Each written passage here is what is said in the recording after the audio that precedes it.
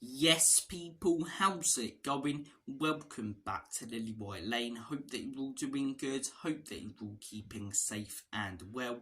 And in the words of Alan Partridge, I hope that you're all having a really good Sunday and weekend wherever you are in the world and whatever you are planning to get up to today. And you are all very welcome along to your match debrief for Tottenham Hotspur's 3-1 win against Crystal Palace at the Tottenham Hotspur Stadium yesterday afternoon. And we got there in the end, because for a long time it just felt like it was going to be one of those days. We should have had a blatant penalty before Palace scored their first goal. We didn't get it. Werner missed a one-on-one and a massive chance in the first half. Palace went 1-0 up thanks to a brilliant free kick from Eze, and we just couldn't break them down. It just felt like one of those days where the ball isn't going to hit the back of the onion bag. Spurs aren't going to be able to score, and we're going to come away with nothing and be furious that we couldn't get over the line. But the boys showed real resilience, real fight. We bounced back in the 77th minute. Timo Werner, Turbo Timo, scoring his first goal for Tottenham Hotspur, and from there the floodgates opened and we showed our class. I really like to comment that James Maddison made. I'm not sure if he did this interview in, the South Stand or one of the stand, because there were some fans about, but he was talking, as I say, to the interviewer, and he said it's not coincidence that we score so many late goals, because teams get tired of defending against us because we keep persisting with our style of play, and I really like that. I've been slightly critical of Ange Postecoglou recently, not adapting in certain games and tweaking his system to suit the opposition. But that's a very fair point from James Maddison. As I say, a lot of these low blocks, eventually they get very tired of defending the same balls, the same crosses, and they can't do it anymore towards the end of the game. And we saw that again yesterday. Once that first goal went in, Palace crumbled like a chocolate digestive in a milky tea. 3-1, as I say. The second goal, really, really good work again, from Brennan Johnson and James Maddison to dink that ball in. Christian Romero smashed it into the back of the net with a fantastic header.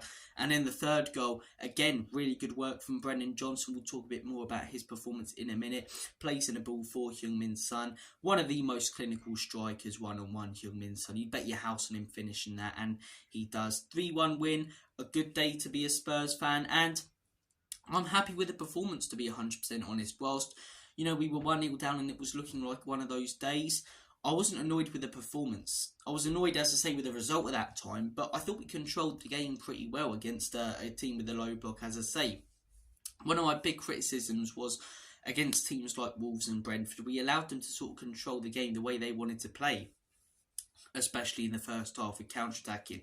We didn't really allow Crystal Palace to have any threat. I'm taking a look at the stats now. Their XG was 0.29. So they didn't offer anything from open play. They got their goal from a free kick. And as I say, we dominated possession. We had more shots than them. 78% possession, 22% for Palace. 14 shots for Spurs, 4 for Crystal Palace. 818 passes for Tottenham. 20, imagine 818 passes for Spurs, 20, a whopping 20 for Palace, but no, 226 for Palace, and an XG of 1.87 for Spurs and 0.29 for Palace. So we were the better team yesterday. It was just a little bit of sloppiness and a little bit too casual in that first half. Once we put the foot on the gas pedal, as I say, and Palace started to tire out towards the end of the game, we showed our quality and picked up a big 3 points heading into that big game next weekend against Aston Villa. Look, I want to talk about a few individual performances, and the first one is Brennan Johnson. Since he joined Spurs, I'll hold my hands up and say I've given the guy a lot of slack. I haven't rated him that highly. I think, at times he doesn't offer much and doesn't give his all for the badge, which always frustrates me. But recently, I really like Brennan Johnson coming off the bench, especially against teams with a low block, because he has that injection of pace against a tired team. And it's a different dynamic we offer when we bring him on. Obviously, when we've got Kulusevski, he's holding up the ball on that right-hand side. Low blocks, it has to deal with that by the 70th minute. You bring on Brennan Johnson, as I say, he's running at the player, which he did brilliantly yesterday. One of my criticisms has been when he could have run at players, he hasn't. But recently, he has been that injection of pace and really offering a threat, a different kind of threat down that right-hand side or left-hand side, whichever side he is playing on. And I thought he was really, really good yesterday when he came on. I think that first goal, Timo Werner puts it in the back of the onion bag. But Brennan Johnson, as I say, he was the man behind it. He was the man behind that goal. He won't get, as I say, given all the credit from opposition fans and Spurs fans, but that play from that right-hand side, just beat two players, as I say, charged at his man. It was brilliant to see, and recently when he's been coming off the bench, that Brighton game looked really, really good when he came off, got the goal that won us the game. You know, that Brentford game, came off the bench, looked a really, really dangerous threat, offered something new. And again today, coming off the bench, he offered a different dynamic, a different option, and caused a lot of problems down that right-hand side. I was really, really happy with what I saw from him. My one criticism is he finds similar to Timo Werner, who we'll get onto in a second, but the easier chances we perceive them to be are harder and more difficult for him. You know, he can take the tougher chances and, you know, do all the hard work down the right-hand side. But he did have a big chance, as I say. Not a tap-in, I don't think.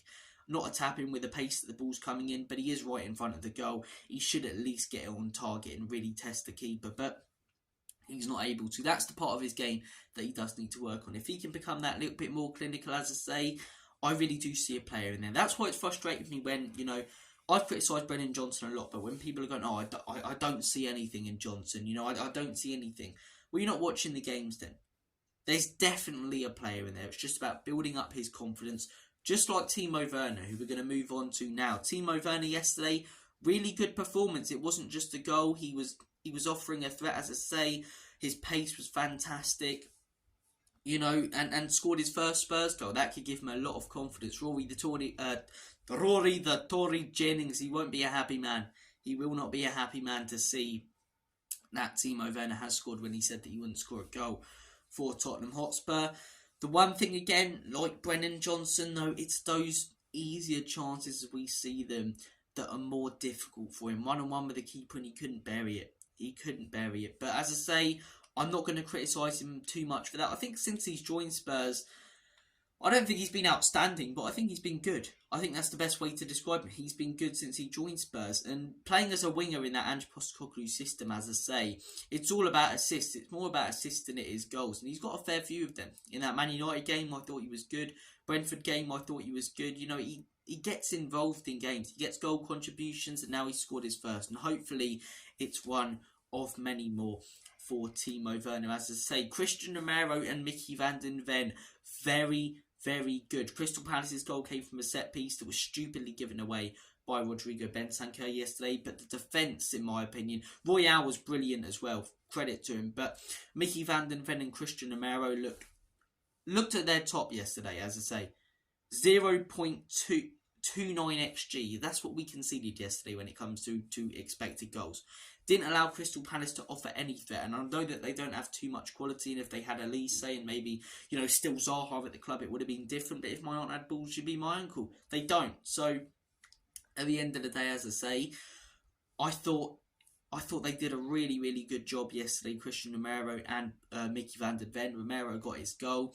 Great to see them two back on top four, and yeah, top four back on top form. Hopefully Spurs can make a charge for top four right now. But look, big result yesterday for Aston Villa, right? They just keep winning. I think when they lost to Manchester United, they lost to Chelsea. I think they lost 3 games at Villa Park in a row. I thought, okay, this could be, as I say, Villa's season starting to go downhill a little bit, tiring out, the lack of experience. And it's still good because they've still got so many Conference League games. But they've bounced back really well. And people go, oh, it's only Nottingham Forest and Luton. Nottingham Forest, as I say, not an easy club to beat. We saw that yesterday, held Liverpool to the 98th minute. Not a lot of teams have given Liverpool that fight that Nottingham Forest did yesterday. And still there's a lot of controversy around that game and whether, you know, Liverpool got that goal if the referee gave the drop ball. But as I say, Nottingham Forest, they caused teams a lot of problems. Villa got past them quite easily. Luton caused teams a lot of problems. As I say, it's not an easy place whatsoever to go.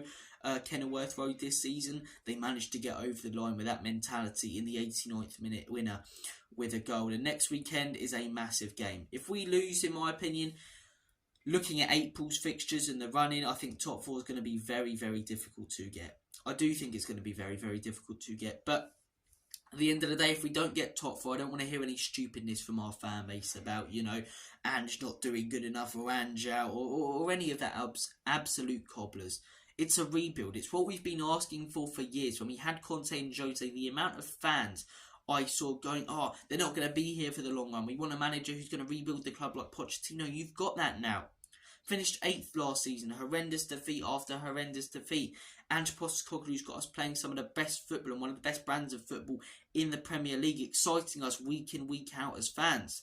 Got us 5th in the table right now. In my opinion, European football, with the way that we're playing, considering it's a transitional season, is a good first season for Ange Postecoglou. And if he's backed, it's a big if. If he's backed in the next few windows and he stays at Spurs, I've seen enough signs to already see that we can be contending with the Arsenals, the Liverpools, the Manchester Cities of this world. And right, eras come to an end. I know that was what Ten Hag said when he joined Man United, and look at them now. But eras do come to an end. Pep Guardiola, is he going to be at Manchester City for much longer? Klopp's leaving at the end of this season. You know, that's two big hitters in the Premier League who have been dominating this space for a long time, leaving over the next few years, likely. Well, Klopp is, definitely, and then Pep Guardiola will have to wait and see. Probably leaves in 2026. So, if Ange Postecoglou's here for the long run, as I say, I don't see why we can't be contending for league titles and trophies in a few years once he's got the squad that he wants if he's back. But look, I'm seeing a lot of positive signs. There were a few bad ones yesterday. In my opinion, as I say, it takes us to go 1-0 down to play our best football. I think we controlled the game for the whole 90. I think we were the better team for the whole 90. But in that first half, in my opinion, we were too casual. We were a little bit sloppy with our passes. We needed to be better. As soon as we went 1-0 down, I saw that reaction. Now, if we play like that against Aston Villa, we might have 80% of the ball. We might have more shots than them. But against a team like them, if we play too casual and sloppy like we did in that first half, we could be 2 or 3 behind at half time. It's acceptable to do it against low blocks, as I say, because it's a different dynamic. But against a team like Aston Villa, we can't afford to do that. And I know it's a strange statement to make, but hear me out. I think we will play better football despite the results against Aston Villa, against Newcastle, against Man City, against Arsenal, and against these sort of teams that we've got coming up than we will against Crystal Palace, than we will against Brentford. Because those teams come at us. And if you remember why Ange Ball was clicking so much at the beginning of the season, it was because teams were pressing us and we were playing through them. We were cutting through them like a hot knife through butter. We were. When teams come at us, as I say, that's what we want. We want to draw teams onto us, as I say, Romero to Vicario, and then pounce on them, as I say, exploit the midfield overload, play it to our wide players, then give them space. The defence of the opposition don't know what to do. I did a tactical analysis on Ange Postecoglou's system earlier in the week. That's what we like to do. So against teams like Aston Villa, at Villa Park, against teams like Newcastle, they're not going to adapt their style of play for us. Crystal Palace, Brentford, these sort of sides are coming to the Spurs Stadium and completely changing their brand of football to try and nullify us. Whereas Aston Villa aren't. Aston Villa are going to try and be the ones to play their style of play against us. Newcastle are going to be the ones to play their style of play against us. Arsenal, I can't see making any tactical changes. Neither with Manchester City. Man City or Arsenal ain't going to sit back, are they? They're going to press us. All of these big games that we've got coming up, as I say, and I'm not saying that we're going to win all of them or even win half of them, but, you know, that running in April, I think we'll play better football then and put in better performances because teams will come at us and will be allowed to show our style of play. And I think we'll be able to take a lot of encouraging signs from that month of April. I think if you just look at the results after that month of April, you're wrong to do so. You've got to look at the performances then, and considering it's a transitional season, I think we're going to see a lot of positive signs against the top teams because of the way that we like to play. We want teams to come on to us. These teams will. They won't change their style of play for us. Playing against a low block is very difficult. And as I say, I'm going to go back to that James Maddison quote that he said, and I don't know it word for word, but in the stands when he was talking to the interview with the fans there, as I say, playing against a low block, 70th to 80th minute, those defenders get tired of trying to stop the same balls, the same intricate passes, and they eventually flop, as I say. These teams are going to be pressing us, so it's going to be a completely different ball game, quite literally. But as I say, I want to hear your guys' thoughts and opinions on the Aston Villa game next weekend. Hopefully we can pick up the 3 points. A point isn't the end of the world, in my opinion. They've got to pick up all 3 against Fulham, but got to take as many points as possible over the next few games, because I don't doubt that, you know, the performance levels will be there in April, but the results, Liverpool are a team possessed at the minute. At Anfield, I can't see us getting something there. Arsenal, to be 100% honest, are a team possessed at the minute. Manchester City, Haaland and De Bruyne, that partnership is clicking now. That partnership's like Chaz and Dave at the minute. That partnership's like Rennie and Minato. That partnership is like Tony and Raquel, right?